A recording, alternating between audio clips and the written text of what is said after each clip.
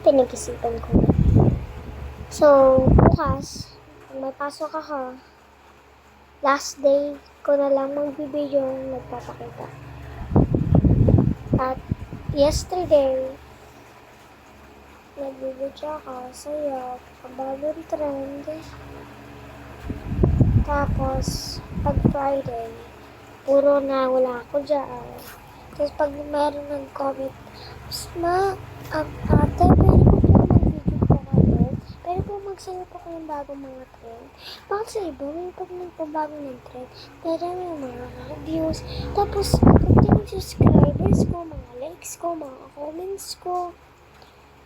Tapos, sa isa ko yung countries, ang dami. Ano lang.